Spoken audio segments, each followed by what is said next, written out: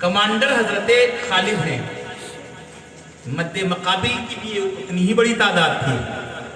تلوار نکلی اللہ اکبر کہہ کے, مد مقابل بھی اللہ اکبر کہہ دیا. یہ پہلی مرتبہ ایسا تھا کہ دونوں طرف توحید کے لوگ ہیں. بظاہر اللہ اکبر کا نعرہ دونوں طرف سے ہے. بڑی پریشانی کا عالم ہے کہ ہم کن سے لڑیں. جو اللہ کو مان رہے ہیں ان سے ہم لڑیں.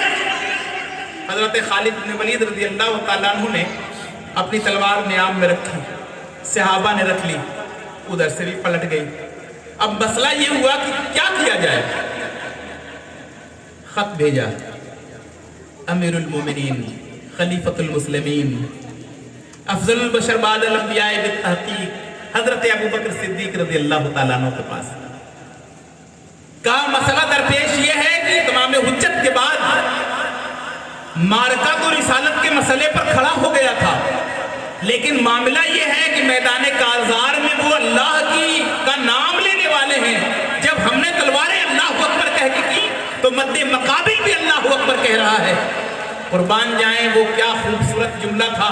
حضرت ابوبکر صدیق رضی اللہ تعالیٰ عنہ نے مفہوم کچھ اس طرح کا انہوں نے لکھ کے بھیجا, مسئلہ توحید کا نہیں ہے, مسئلہ رسالت کا ہے. یہاں ان سے اتمام حجت کرو. اگر وہ ایکسپٹ کرتے ہیں کہ ہاں ہم نبی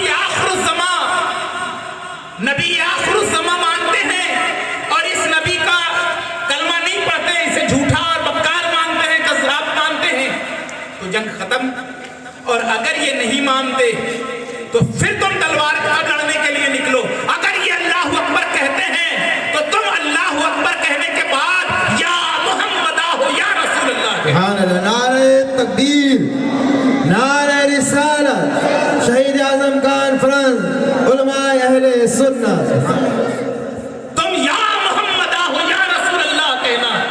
آپ ذرا اندازہ لگائیں کہ حضرت ابوبکر صدیق رضی اللہ تعالیٰ عنہ نے ایک تو باطل کو شکست دی, دوسرے قیامت تک اہل حق کے نعرے کو دنیا کے سامنے پیش کروا دیا کہ حضور کے وصال ظاہری کے بعد حرف ندا کے ساتھ پکارنا خلیفۃ المسلمین کا دیا ہوا نعرہ ہے, افضل البشر بعد الانبیاء بالتحقیق کا حکم ہے, 10,000 صحابہ کا عمل ہے. اور یہ نعرہ بلند بانگے دول باقاعدہ بڑی بلند آواز سے جب مد مقابل نے نہیں مانا اور اللہ اکبر, انہوں نے بھی اللہ اکبر, جب انہوں نے بھی اللہ اکبر کہا تو حضرت خالد نے کہا یا محمد ہو یا رسول اللہ. جیسے ہی یہ نعرہ لگا مد مقابل کی طرف سے, اب یہ نعرہ نہیں لگا.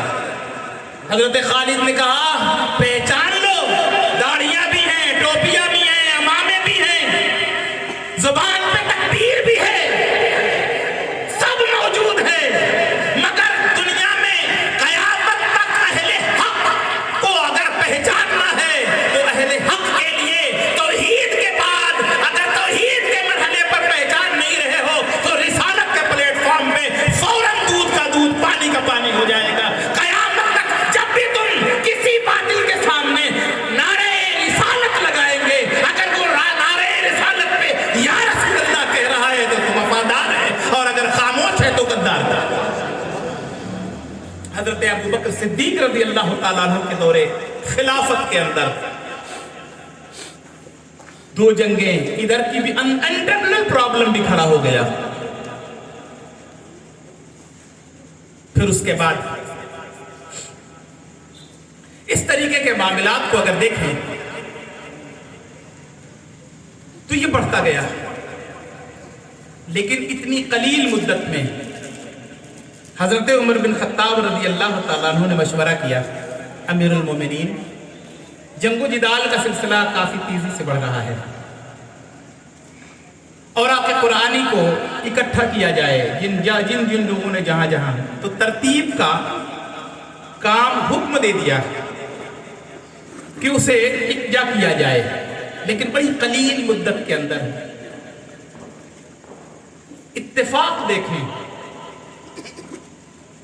اگر جانشین ہو تو ایسا جانشین, حضور کا وصال 63 برس کی عمر میں, जानशीन रसूल का विसाल 63 बरस की उम्र में, हुजूर का विसाल पीर के दिन हो रहा है, हजरत अबू बकर का विसाल पीर के दिन हो रहा है। हुजूर विसाल के वक्त अम्मी आयशा के जानू पे सर रखे हुए हैं, अबू बकर की बेटी है। हजरत अबू बकर विसाल के वक्त अपनी बेटी के सर जानू पे सर रखे हुए हैं। हुजूर ने विसाल के वक्त में मिसवाक को नर्म करने का हुक्म दिया। हजरत आयशा रज़ी अल्लाह ताला अन्हा मिसवाक नर्म कर रही हैं, हुजूर को मिसवाक आखिर में कर रही हैं। हजरत अबू बकर को मिसवाक हजरत आयशा नर्म करके दे रही हैं। आप अंदाजा तो लगाएं उम्र के और विसाल के तरीके को। हुजूर अकरम अलैहिस्सलाम को आखिर वक्त में बुखार तेज, हजरत अबू बकर को आखिर वक्त में बुखार तेज। हुजूर अकरम अलैहिस्सलाम को हुजरा आयशा में दफन किया गया, हजरत अबू बकर को हुजरा आयशा में पहलुए नबी में दफन किया गया। आप अंदाजा लगाएं, ये मोहब्बत का मेयार है।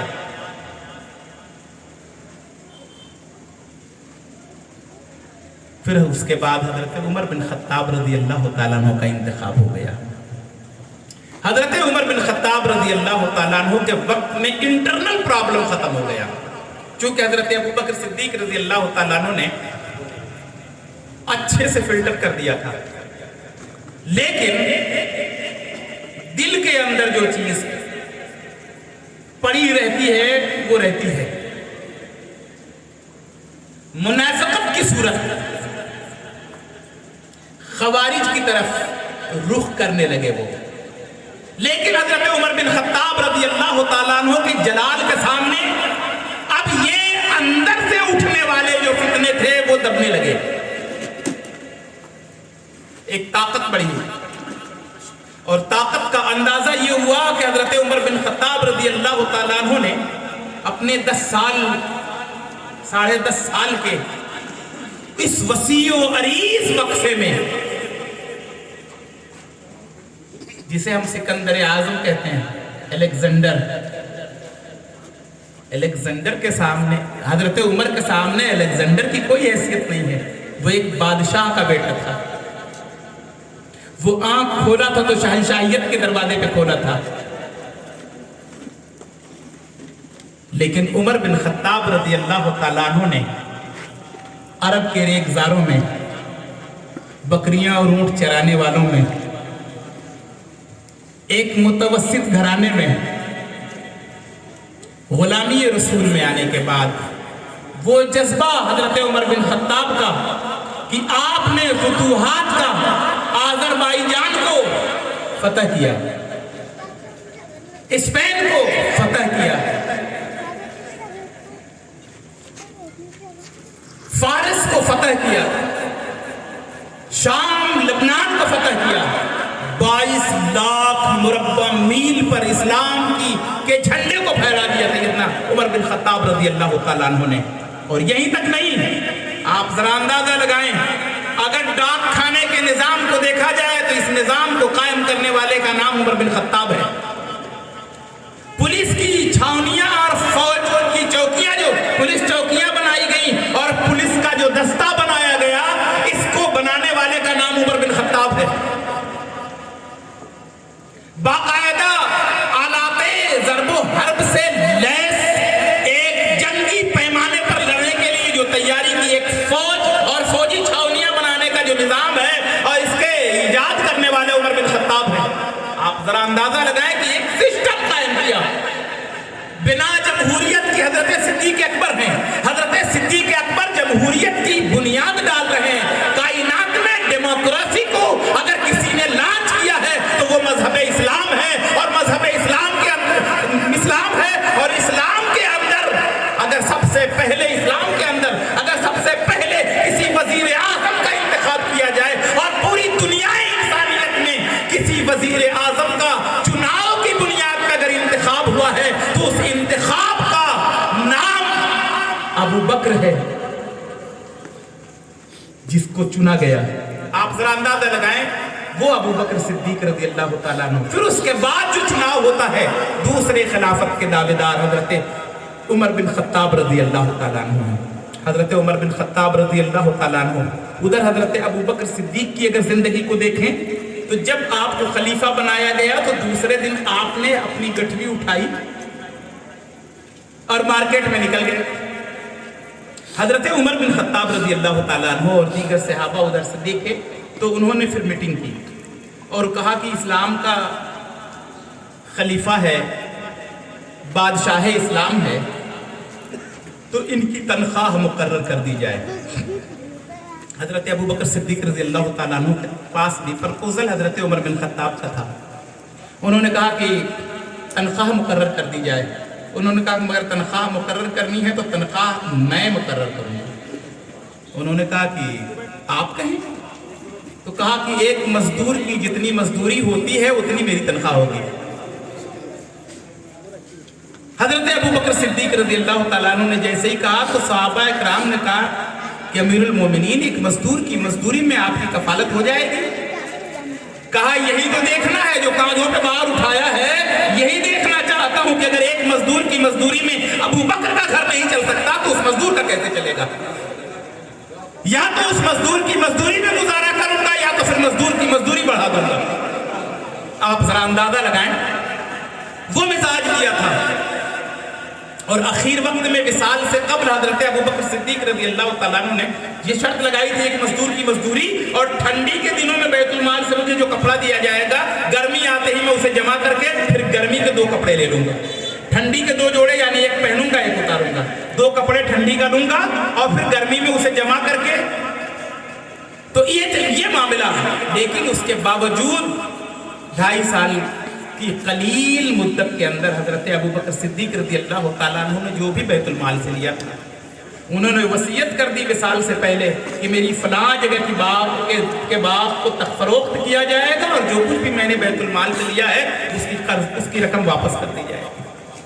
दुनिया के अंदर निज़ाम हुकूमत को कायम करने वाला जो मजहब इस्लाम है, जमहूरियत की बुनियाद जिसने डाली है, कमाल की बात यह है कि आज इस जमहूरियत में हम जैसे लोग कहते हैं हमें सियासत में नहीं आना चाहिए। अरे भाई, इस सियासत की बुनियाद हमने रखी है, अगर हम रहे होते तो इतने करप्शन नहीं हुए होते। हजरत उमर बिन खत्ताब रज़ी अल्लाह तआला अन्हु ने जब अहद खिलाफत को संभाला तो आपने फौजी छावनियां और सारी चीजें जो बना ली, 22 लाख मुरब्बा मील पे हुकूमत फैल चुकी है। रात में निकल रहे हैं, खबरगिरी के लिए निकल रहे हैं। मकसूद ये नहीं था कि कौन क्या बोल रहा है मैं उसे देखूं, मकसूद ये था कि कोई परेशान है तो उनकी मदद करूं। एक दिन रात में निकले हैं, वजीर आजम ऑफ इस्लाम अकेले निकला रात में। एक गली में सन्नाटे के आलम में, काफी रात हो चुकी है, सुबह फजर से बहुत के करीब का वक्त है, गुजर रहे हैं कि एक घर से एक नहीफ सी कांपती हुई आवाज आई, बेटी पानी में दूध में पानी मिला दिया। दूसरी एक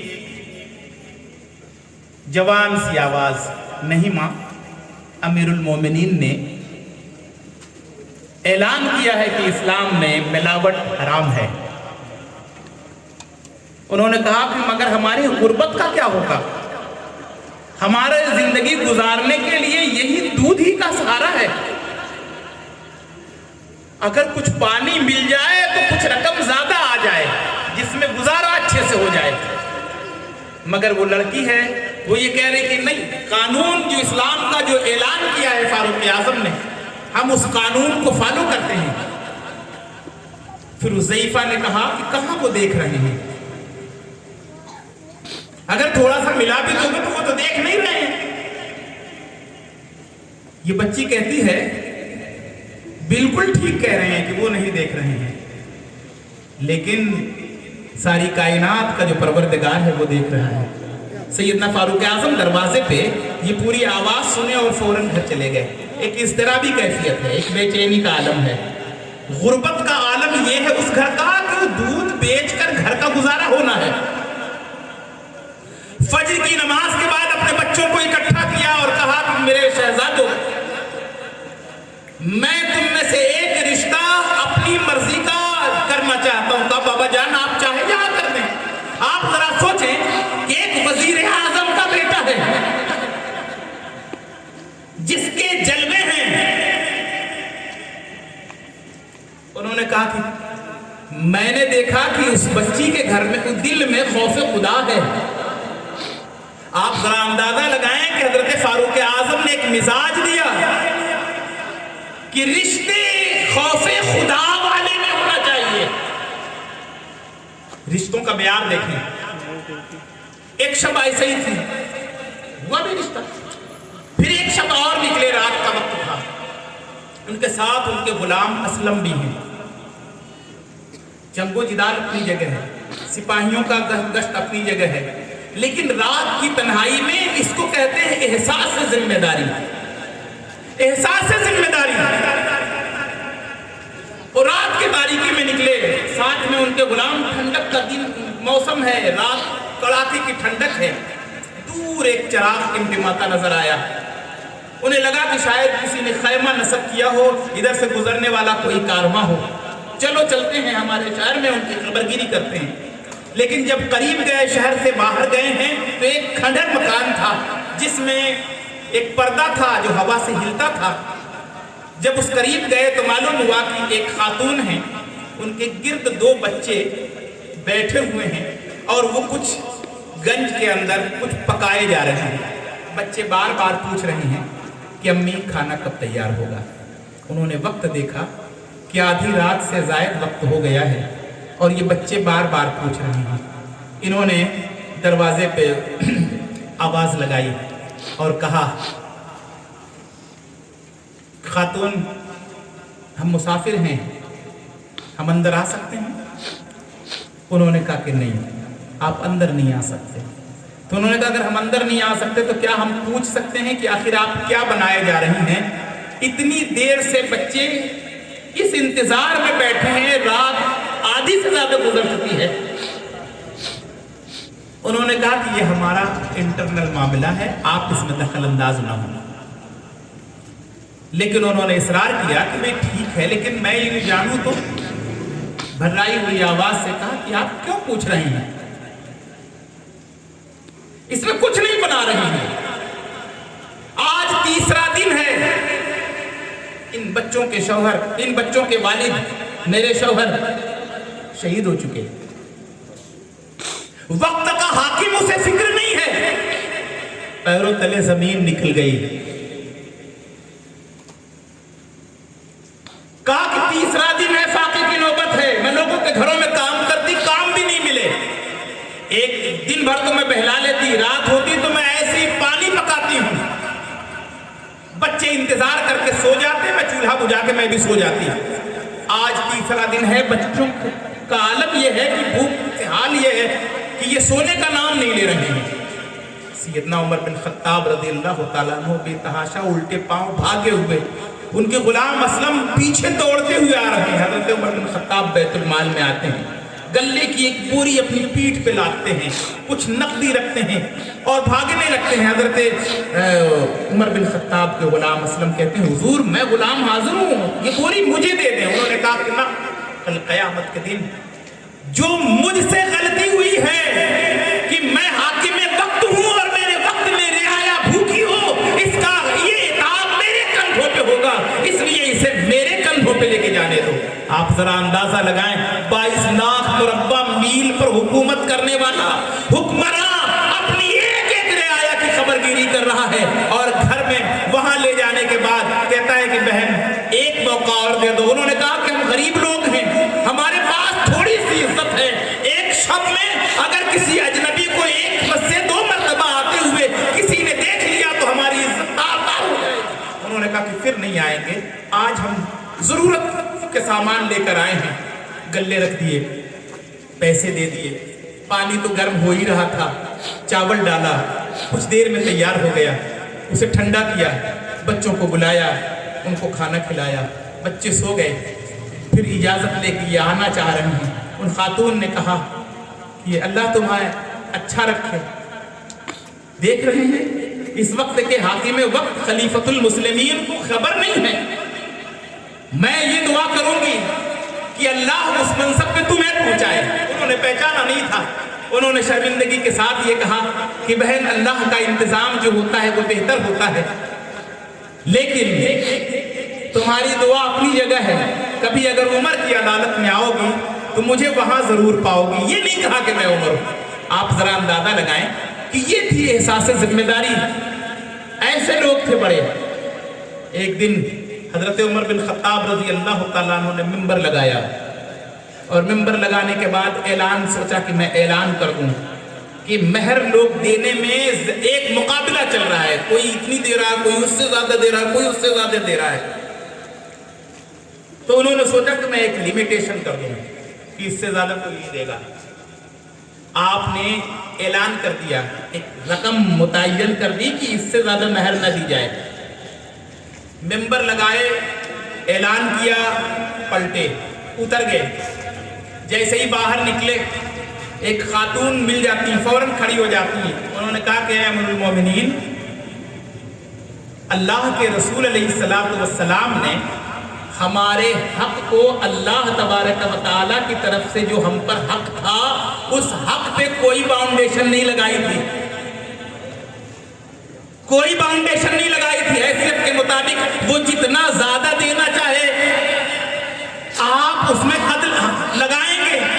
फौरन उन्होंने शर्मिंदगी के साथ नजर झुकाई और उन्होंने कहा कि बहन, आपके इस जुमले ने मेरे ज़मीर को झिझोड़ा।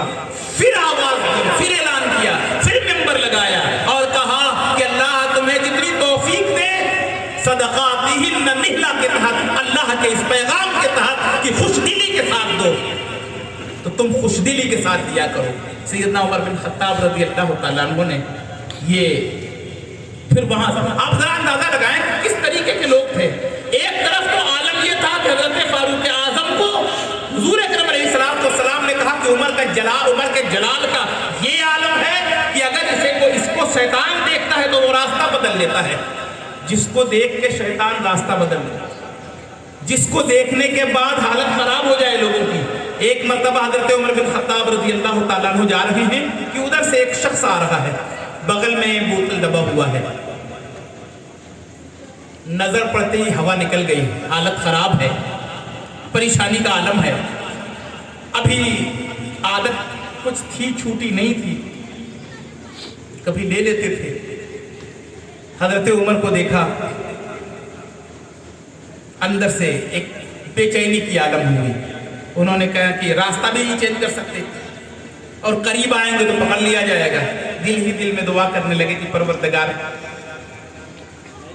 मैं सच्ची तौबा करता हूँ, आज से फिर मैं इस खबीस चीज को नहीं हाथ लगाऊंगा, इसको दूध या सिरके में तब्दील कर दे।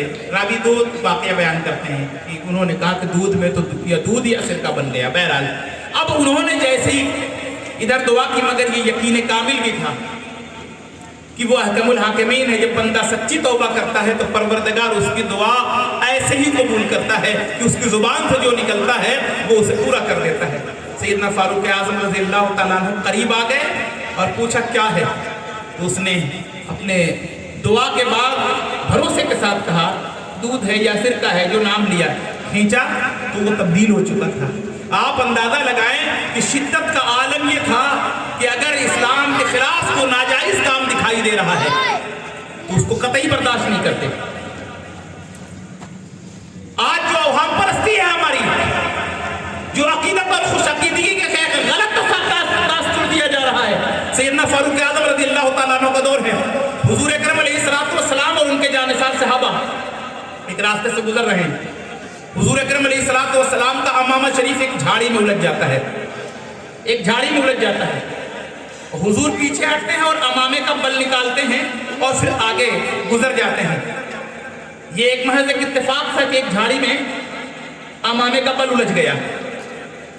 कुछ दिनों के बाद उधर से एक कारवां सहाबा का गुजर रहा था, तो वहां एक सहाबी रसूल अपने अमामे को झाड़ी में उलझाए, फिर पीछे पलटे, फिर निकाला। सहाबा ने पूछा ये क्या है? उन्होंने कहा कि एक दिन हम हुजूर के साथ जा रहे थे, हवा तेज चल रही थी, अमामे का शिमला इसमें फंस गया, फिर हुजूर पीछे हुए, इसी अदा के साथ निकाले, इस जगह पे आया तो मुझे अदाए मुस्तफा याद आ गई। लोग सुभान अल्लाह कह रहे थे, माशा अल्लाह कह रहे थे। सैयदना फारूक आजम की निगाह इस जमाने को देख रही थी कि वो जरूर अकीदत का मेयार था, मगर अकीदा बन जाएगा। उन्होंने जब ये मंजर देखा, कुल्हाड़ी मंगवाई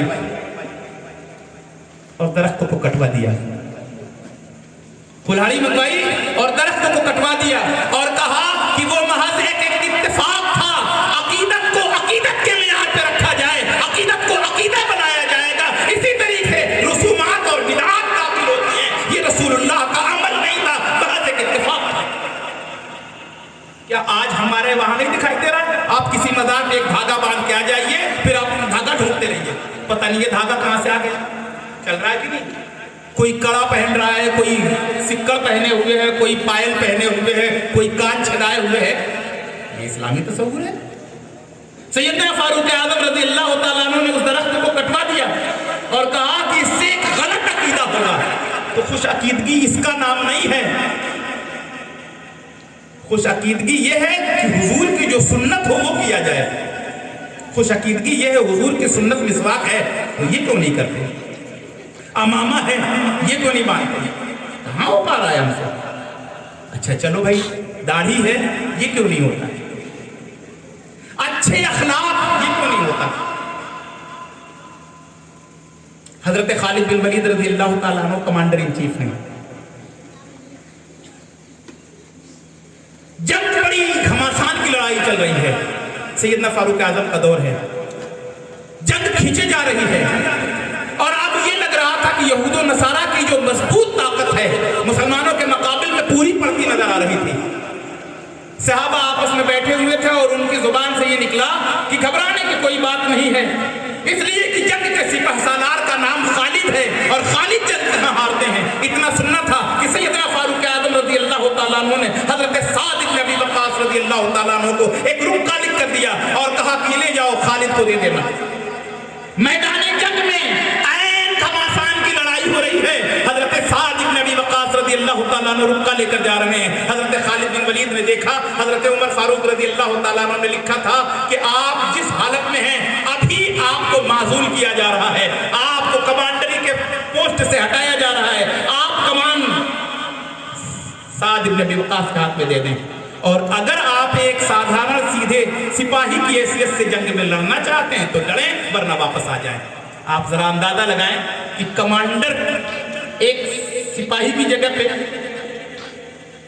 हजरत साद इब्न अबी वक्कास रज़ी अल्लाह तआला अन्हु ने देखा और पूछा आप क्या करेंगे? उन्होंने कहा कि मैं एक सिपाही की हैसियत से लड़ूंगा। सिपाही की हैसियत से लड़े। अल्लाह की शान ही हुई कि जंग जीती गई। मदीने के अंदर लोगों के अंदर एक बेचैनी का आलम था, इतना मजबूत मझा हुआ सिपहसालार था, जंग तो परेशान कुन थी। अचानक कमांडर चेंज कर दिया, उमर को क्या हो गया है? लेकिन जब जंग जीती जा चुकी, जब जश्न फतह मनाया जा रहा था, सैयदना फारूक आजम से लोगों ने सवाल किया, ऐ अमीरुल मोमिनीन, आपने हालत जंग में आखिर ये कमांडर को क्यों चेंज कर दिया? कहा लोगों में ये अकीदा बन रहा था कि लोग खालिद की वजह से जीत रहे हैं। मुसलमानों का ये अकीदा होना चाहिए कि जो कुछ करता है उसका मालिक और खालिद परवरदिगार। आप जरा अंदाजा लगाएं कि जिसको हम खुश अकीदगी कह रहे हैं, क्या वो खुश अकीदगी है? ऐसा तो नहीं कि हम भी कहीं ना कहीं एक गलत वे में खुश अकीदगी के राह में बह रहे हैं। सैयदना फारूक आजम रज़ी अल्लाह तआला अन्हु ने हजरे अस्वद का बोसा देते वक्त कहा था, तू मेरे सामने एक पत्थर है, इससे ज्यादा हैसियत नहीं रखता, मैं तुम्हें सिर्फ इसलिए चूम रहा हूं कि मेरे रसूलुल्लाह ने तुम्हें चूमा है। तो मामला क्या है? उस हजर को क्यों चूमा था? इसलिए कि रसूल ने चूमा था। उमर ने उसे पत्थर, आम पत्थर नहीं माना, रसूल ने चूमा है तो करो ना। शरीयत उसका नाम है जिसे रसूल ने हुक्म दिया हो, जिसे अल्लाह ने हुक्म दिया। शरीयत तबीयत के दखल का नाम नहीं है। तो आप अंदाजा लगाएं, सैयदना फारूक आज़म रजी अल्लाह तआला अन्हु ने अपने दौरे इक़्तिदार के अंदर इस तरीके के सारे मामलात को बड़े साफ सुथरा और क्लीन माहौल और क्लीन मिजाज दिया। लेकिन एक वक्त ऐसा भी आया कि आपके अदल व इंसाफ पर सारे लोग राजी थे। फज्र की नमाज के लिए जा रहे थे कि अबू लुलू फिरोज मजूसी ने आप पे 26 जिलहिज्जा को अचानक शदीद हमला किया। आप 3 दिन तक 26, 27, 28, 29वीं को आपका विसाल हुआ और पहली मुहर्रम को हुजूर अकरम सल्लल्लाहु तआला अलैहि वसल्लम के हुजरे अनवर में आपकी तदफीन हुई। तारीख में अक्सर व बेशतर लोगों के इख्तिलाफ होते हैं, लेकिन मुझे ये बात नहीं समझ में आती कि इस मौजू को इख्तलाफी बनाने की सूरत क्या है। अगर किसी के नज़दीक 26 ही को विसाल है, अगर वो उमर का गुलाम मानता है तो हज़रत उमर बिन खत्ताब का न्याज कर दे। उसे एक तारीख में आने की परेशानी है, 26 में कर लेता। मसला ये नहीं है, मसला उमर नहीं हजम होते और इल्जाम दोनों को। कोई कहता है कि उमर की शहादत अहले बैत के दरमियान लाई जा रही है। अरे भाई, तारीख अहले बैत की। और रहा सवाल इस बात का कि अहले बैत अतहार के कौन से महीने में नहीं तारीखें वफात की हुई हैं, या सहाबा इकराम की कौन से महीने में तारीखें नहीं आई हैं। तो एक चीज ये है कि हम हजरत उमर बिन खत्ताब रजी अल्लाह तआला अन्हु को अशिद्दाउ अलल कुफ्फार रुहमाउ बैनहुम, आप इस कदर सख्त थे कि किसी भी चीज को हुजूर अकरम अलैहिस्सलातु वस्सलाम से जो मंसूब है, जो आपके अमल से जाहिर है, सिर्फ वही करेंगे। उसके अलावा उन तमाम चीजों पर उन्होंने पाबंदियां लगाई, नया कुछ नहीं होने दिया। लेकिन आपके वक्त में 20 रकात नमाज बाजमाअत तरावी का एहतमाम हुआ। इससे ये बात साबित हुई कि बिदआत, जो बिदआत कबीहा है, वो किसी के लिए रवा नहीं है। इतने सख्त होने के बाद भी ऐसी कोई चीज जिससे दीन को तक़वियत पहुंचे, इजाफा हो, उस चीज की इजाजत क्या, उस चीज की ईजाद करने वाले भी हज़रत उमर बिन खत्ताब हैं। तो आज अगर अहले सुन्नत के बहुत सारे मामूलात हैं, इन मामूलात में जो 1300 साल, 1200 साल, 800 साल, 700 साल मुहद्दिसीन बुजुर्गान दीन का जिस पर इज्मा है, ये चीज की मुखालिफत नहीं है। उसके अंदर जो जहालत है, उस बात की मुखालिफत है। इसलिए कि बुजुर्गान दीन ने उस चीज को राइज किया है। तो हजरत उमर बिन खत्ताब रजी अल्लाह तआला अन्हु के और हजरत अबू बकर सिद्दीक रजी अल्लाह तआला अन्हु के दोनों के फजाइल को मैं आज सोच रहा था कि समेट दूं, तो जहां तक भी हो सका है, खूब बातों में बातें निकलती रहेंगी, लेकिन वक्त तेजी के साथ गुजरता चला गया है। और अगर हम अपनी गुफ्तगू को समेट दें तो शायद घड़ी के 12 बजने तक हम अपने प्रोग्राम को समेट सकते हैं। तो मैं आप लोगों के सामने जो बातें रखना चाह रहा था, उनमें से काफ़ी हद तक बातें रखी जा चुकी हैं। हज़रत अबू बकर सिद्दीक रज़ी अल्लाह तआला अन्हु और हज़रत उमर बिन खत्ताब रज़ी अल्लाह तआला अन्हु के दौर खिलाफत की मुख्तसर सी सरसरी सुर्खियों के तरीके से, मजमून के साथ तो नहीं, सुर्खियों के हवाले से चंद झलकियाँ हमने पेश कर दी। कल की गुफ्तगू में इंशाअल्लाह तबारक व तआला सैयदना उस्मान गनी रज़ी अल्लाह तआला अन्हु के अहवाल, और फिर वहाँ से असल क्या है कि वाक़ए करबला की तरफ जो रुख जा रहा है, वो हज़रत उस्मान गनी रज़ी अल्लाह तआला अन्हु की शहादत के बाद से ये मसले खड़े होते हैं। तो इंशाअल्लाह तबारक व तआला हज़रत उस्मान गनी की शहादत, फिर हज़रत मौला अली रज़ी अल्लाह तआला अन्हु के दौर खिलाफत, پھر یہ کے بعد دیگر اس کڑی کو آگے ہم لے کے چلیں گے۔ ہر روز کی گفتگو میں ہم ایک میسیج کی شکل میں کچھ نہ کچھ حاصل کرنا چاہتے ہیں۔ توحید کے حوالے سے ہم نے کچھ میسیج نکالا، رسالت کے حوالے سے ہم نے کچھ میسیج نکالا، اسی طریقے سے خلفائے راشدین کے حوالے سے بھی ہمارا یہ میسیج ہے کہ یہ اللہ اور اس کے رسول کی منشا کے مطابق قائم کی ہوئی خلافت ہے۔ اس لیے کہ حضرت ابو بکر کا نام کیا ہے؟ نام جانتے ہیں ابو بکر کا نام کیا ہے؟ اتنے لوگ پہلا خلیفہ مانتے ہیں، آپ کا نام کیا ہے معلوم؟ عبداللہ۔ حضرت ابو بکر کا نام کیا ہے؟ عبداللہ۔ پہلے خلیفہ کا نام عبداللہ، دوسرے خلیفہ کا نام عمر، تیسرے خلیفہ کا نام عثمان، چوتھے خلیفہ کا نام علی۔ ایک چیز خیال کیا آپ نے؟ عبداللہ میں پہلا حرف عین ہے، عمر میں پہلا حرف عین ہے، عثمان میں پہلا حرف عین ہے، علی میں پہلا حرف عین ہے۔ یہ چار عین بتاتے ہیں ان چاروں کو ماننا فرض عین ہے۔ یہ چار عین بتاتے ہیں ان چاروں کا ماننا فرض عین ہے۔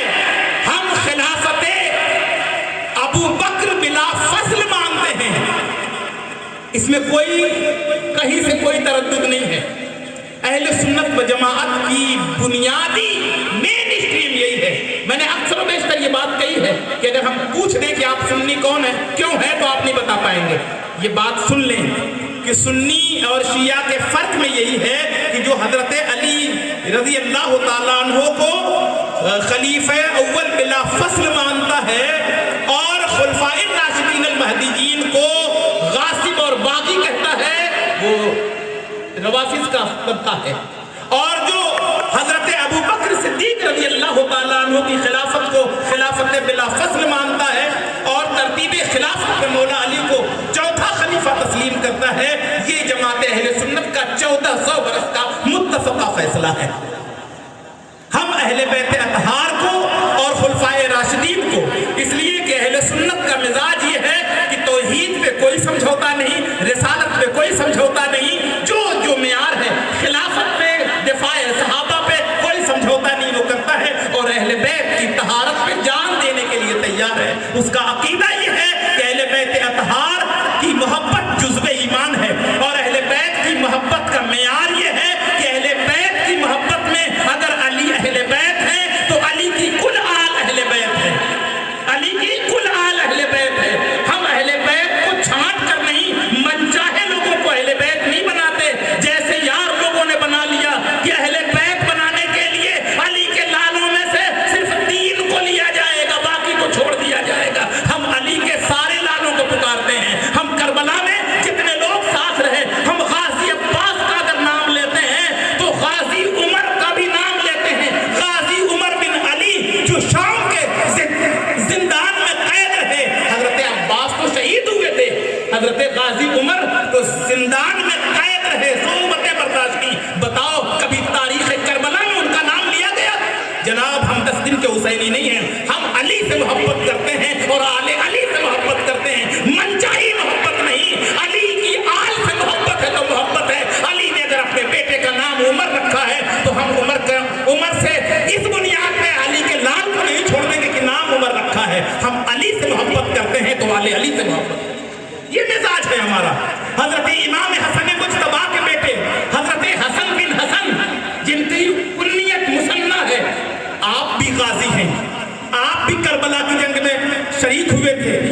یزیدیوں نے سوچا تھا کہ آپ شہید ہو چکے ہیں، شدید زخمی تھے، لیکن جب بعد میں کارواں گزر گیا، قریب کے قافلے کے لوگ آئے تو آپ کی سانس آ رہی تھی، لے گئے اور آپ بیماری سے شفایابی حاصل کی۔ آپ بتائیں کہ وہ حضرت حسن مسنہ جو کربلا میں بچ گئے، آپ کو یہی ایک چیز بتائی جا رہی ہے، کربلا میں صرف ایک عابد بیمار بچے تھے۔ ارے کربلا میں علی کے 2 آل بچی ہے اور ساتھ ایک علی کے حضرت امام حسن کا بیٹا بھی بچا ہے، یعنی ایک حضرت امام حسن کے بیٹے ہیں اور ایک امام حسین کے بیٹے ہیں۔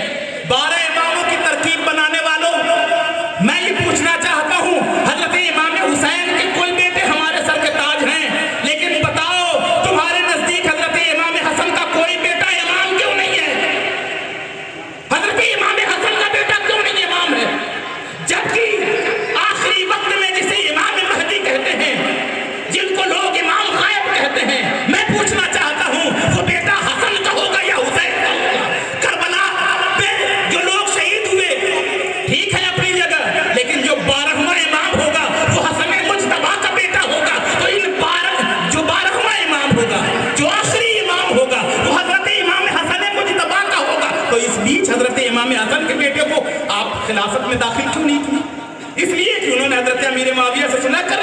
تو ہم ایسے اہل بیت نہیں ہیں کہ اہل بیت سے ہماری بغاوت ہمارے نظریے پر ہو.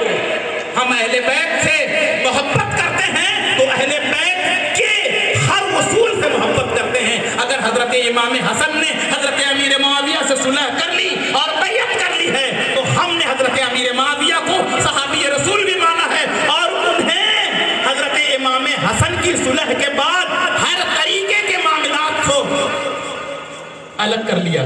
یہ مان لیجئے کہ ہماری زبان سے ان کے خلاف لان تان نہیں نکلتا. جنہیں حضرت امام حسن سے دشمنی ہو وہ کرے. ہم تو الحسن والحسین سیدہ شباب اہل الجنہ والے ہیں. ہم تو حسن و حسین دونوں کو سردار جنت مانتے ہیں. ہم حضرت امام حسن کے فیصلے پہ بھی راضی ہیں, امام حسین کے فیصلے پہ بھی راضی ہیں. لیکن یہ یاد رکھیے گا کہ امام حسین نے اگر یزید سے جنگ کی ہے تو قیامت تک ہماری یزید سے جنگ ہے. ہم یزیدیوں کے بارے میں رنم گوشہ نہیں رکھتے. لیکن امام حسن نے جن سے صلح کی ہے, امام زین العابدین نے جن کے بارے میں کچھ نہیں کہا ہے, امام محمد باقر نے جن کے بارے میں کچھ نہیں کہا ہے, امام علی رضا نے جن کے بارے میں کچھ نہیں کہا ہے, موسیٰ رضا نے جن کے بارے میں نہیں کہا ہے, امام تقی نے جن کے بارے میں نہیں کہا ہے, امام نقی نے جن کے بارے میں نہیں کہا ہے, امام حسن عسکری نے نہیں جن کے بارے میں کہا ہے, امام حسن مصنع نے جن کے بارے میں نہیں کہا ہے, جن کے بارے میں اہل بیت اطہار کا کوئی فرد کچھ نہیں کہا ہے, ان کو ہم بھی کچھ نہیں کہیں گے. انہیں ہم بھی کچھ نہیں کہیں گے. منچاہی محبت والو, علی کے وفادار ہونے کا ڈھونگ رکھتے ہو. اگر علی اپنے بیٹے کا نام عمر رکھ دے تو کربلا میں شہید ہو مگر اس کا نام نہیں لیں گے. اگر اپنے بیٹے کا نام ابو بکر رکھ دے تو تم ان کا نام نہیں لوگے. پھر کیسے علی والے ہو؟ علی کے لالوں کو چھوڑ کر علی والا نہیں ہوتا, علی کے لالوں کو لے کر علی والا ہوتا ہے. الحمدللہ ہم جماعت اہل سنت کے لوگ ہیں. ہم علی کو بھی مانتے ہیں, اولاد علی کو بھی مانتے ہیں, اور علی کے اور اولاد علی کے دفاع میں نہیں کھڑے ہو رہے ہیں. ہماری محبت ہے جناب, یہ ہماری محبت ہے, یہ ہماری محبت ہے. ہم اپنی مرضی کی محبت نہیں کرتے, ہم اپنی مرضی کی محبت نہیں کرتے. یہاں تو اپنی دشمنی نکالی جا رہی ہے اور ڈھال بنائی جا رہی ہے. ڈھال نہیں بنائی جائے, معیار بیان کیا جائے انشاءاللہ تبارک و تعالی. ہم پوری 72 شہداء کی پوری فہرست آپ کو ایک ایک نام گنا دیں گے. اور ایک چیز, ایک ذمہ داری ہے آپ کی, ہر سال آپ سنتے ہیں اور سن کے چلے جاتے ہیں, سن کے آپ جائیں نہیں. سننے کے بعد اس میں سے کچھ چیزیں ضرور یاد رکھیں. کم سے کم کربلا میں شہید ہونے والے علی کے لالوں کا تو نام یاد رکھیں. اہل بیت اطہار کے 18 افراد شہید ہوئے ہیں. جانثاروں کے نام یاد رکھو نہ رکھو, کوئی